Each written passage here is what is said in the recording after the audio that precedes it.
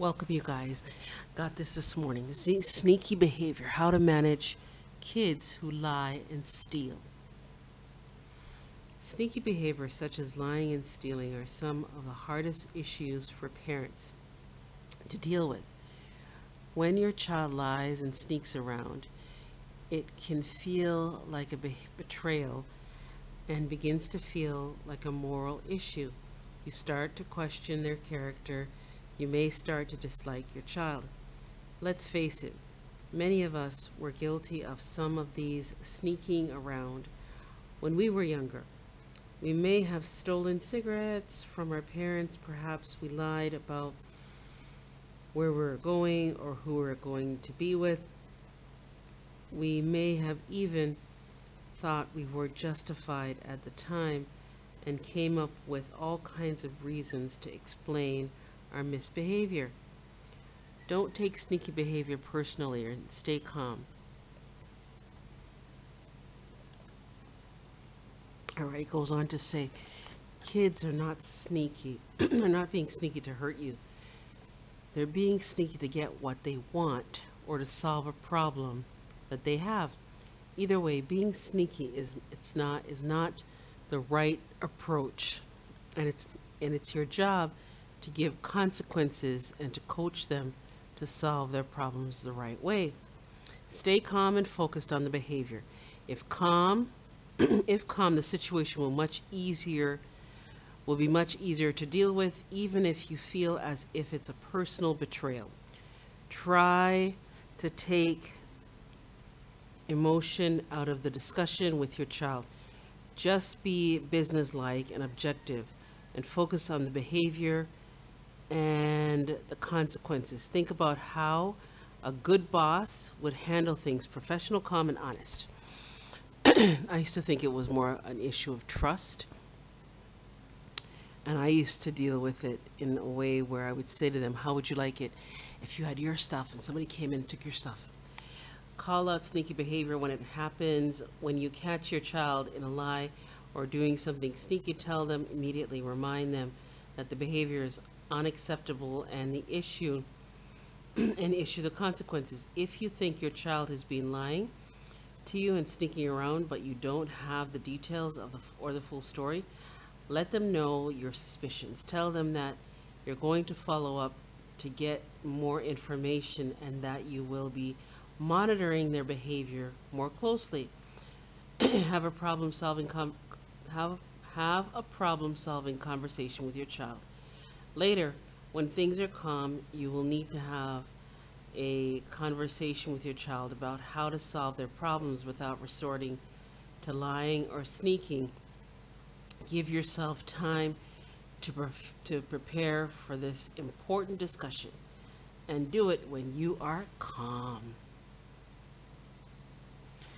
And do it when your child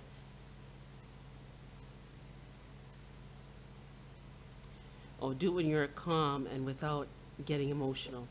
A way to begin these problem-solving conversations is to have your child do some homework ahead of time. Ask them to think about their behavior and be prepared, either verbally or in writing, to let you know what they were thinking when they did this, what the problems were with the behavior, and how they might behave in the situation in the future.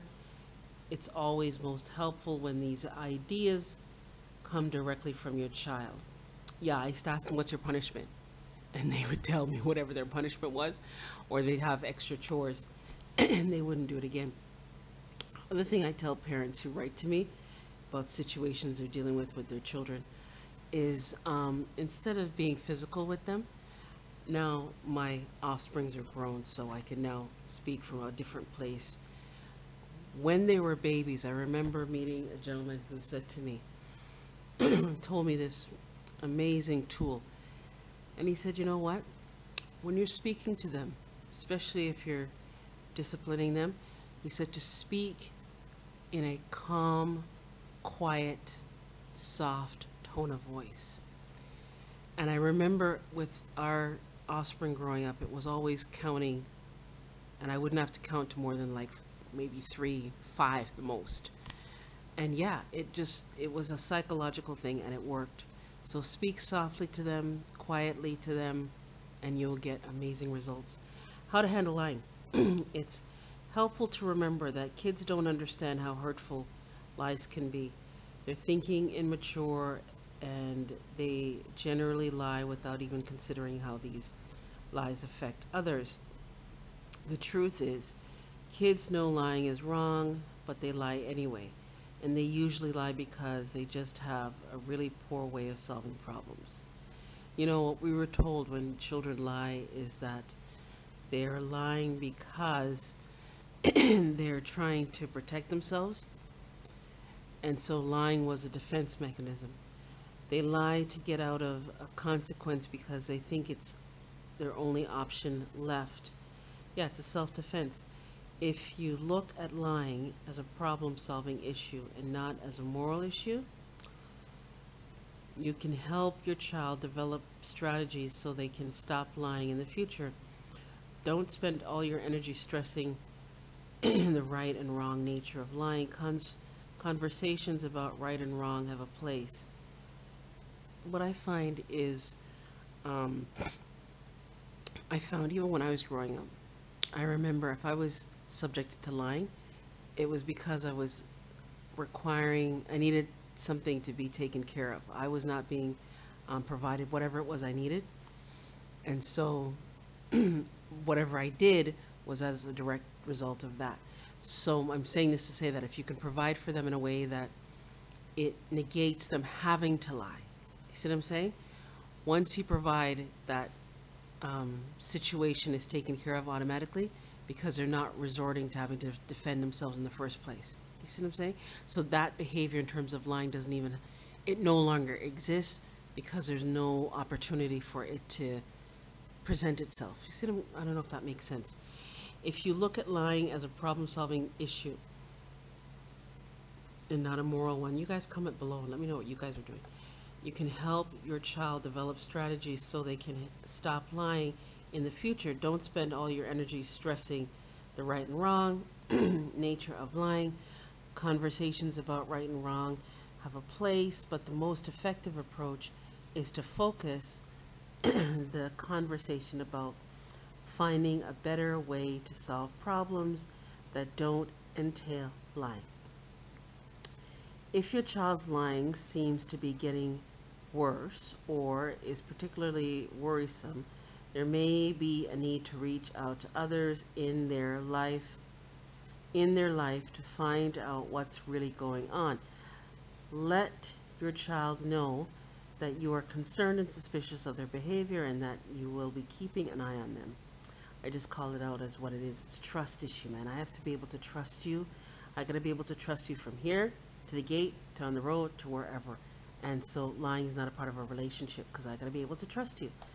They won't like this, and I say to them, listen, if you're telling me something and I'm gonna lie to you, how would you like it if my relationship with you is based on a lie? You won't be able to trust me, right? So always try to turn it around so that they get the full picture of what it looks like. And yeah, the boss story is also really good because if you get a job, you can't go to your work and lie to your boss or the people around you, right? That's not gonna work. They won't like this, but they have to let you know that they care they have to let you know that you care about them. Tell them that they have to be truthful with you. You can tell them as a parent, it's your job to help them follow the rules in your home. How to handle stealing. If your child's sneaky behavior has hurt someone else, this needs to be addressed. Stealing is an example of one of these behaviors that hurts others. If you find that your child has stolen something, the consequences need to do the following. Address the misbehavior stealing. Number 2, make amends to the person who was hurt. For example, if your son is caught taking money from his sister, your conversation from your son would set a consequence for the stealing. He might lose all electronic privileges. Yeah, take him off the computer, take off the games, whatever, until he makes amends to his sister. Then he must make amends to his sister by paying her back And then adding an additional gesture like doing her chores for a week, yes. If your child sneaks money from your wallet, this is also stealing. You tell them that the behavior is unacceptable and that you will be watching your money much more closely. If your child continues to steal from you, it's time to try to find out what he is spending the money on. This may lead to uncovering other behaviors that will have to be addressed. This could be issues with, it doesn't have to be these two things. What I'm saying is that you find out what the need is, because whatever their behaviors are acting up in a particular way, there's a need, there's something there, right? And deal with that. You have to go to the base of the issue. If your child sneaks her phone at night and texts it into the wee hours with her friend, there will be a natural consequences for her because she'll be tired the next day. But remember, you control the phone, you're paying the bills, and you can and should let your child know. You know what I've discovered too, you guys? Some people are morning people. Some people are night people. And if you're lucky enough to have your children, your offspring around you, as they mature through teenage years and get up in their 20s and what have you, you begin to learn who they are as a people. And so, I remember having discussions with my offsprings about why they one in particular wanted to stay up so late. And then they explained to me, and I just remembered that, their dad was the very same way, and it's like, oh my gosh, that makes sense. So just listen to your children. You're paying the bills, and you can and should let your child know that she has broken the phone rules and won't have the privilege of using it for a reasonable amount of time, depending on the age of your child, whether this is a one-time thing or a pattern or a misbehavior. Sneaking out at night. If your child sneaks out at night, you need to reiterate your rules around his curfew. This is another thing, I don't know, it's different now. Like I was saying, my offspring's grown and we homeschooled our family. You guys, when you homeschool your children, it's a completely different scenario in terms of what I remember growing up, even though I wasn't one to sneak out or anything like that. But I do recall other children I knew at the time that were doing that. And I realized that it's a lot to do with your rearing of your children and the kind of homesteading that you provide for them, that they don't feel the need to necessarily go out there and partake of these other situations. I don't know if that makes sense. If your child sneaks out at night, you need to reiterate, like we see a lot of the young people around here, right? Not in Canada, but in this territory. They wear their pants still below their knees, they're behind showing all kinds of crap. And I'm just thinking, why? Like, do they even stop to think about what they're doing? If your child sneaks out, and I also noticed that here, a lot of the people now grown, some are still young people. Their parents, either they've passed on or their parents moved away, like they, went to England or the United States to make funds to better their life, and they ended up having to leave their children, right? Now their children are grown, and do you know, we have to hire a lot of the people in this community, right? So sometimes we hire some of those young people, and what I noticed is those people, they're young people now in their 20s, but their behaviors are still like children in a lot of ways. And it's, it's kind of sad to see, because I'm watching them and thinking, oh my gosh, the stuff that you're dealing with is as a result of the fact that they didn't have any parents. If your child sneaks out at night, you need to reiterate your rules around his curfew, and then consider the risk of the behavior. Is your 15-year-old son sneaking out to his friend's house just to hang out? Or is your teenage girl taking off every night to go to a boyfriend's house? These kind of things here, you guys, you have to deal with this stuff at your house, man. When your child is calm, talk to him about it. Um, and you got to look at what you're doing. Like when your child's acting out something that you're doing. You know, even speaking about this now, I know that there's things, even as they get older, you still have to pay attention to what you're doing or what you're not doing. Remember, reiterate to them that the sneaky behavior is not allowed and goes against your rules. Your conversation needs to include a short and direct discussion. You know, when I want to say when I was growing up, I was living in the countryside years ago, and one of the neighbors told me a story about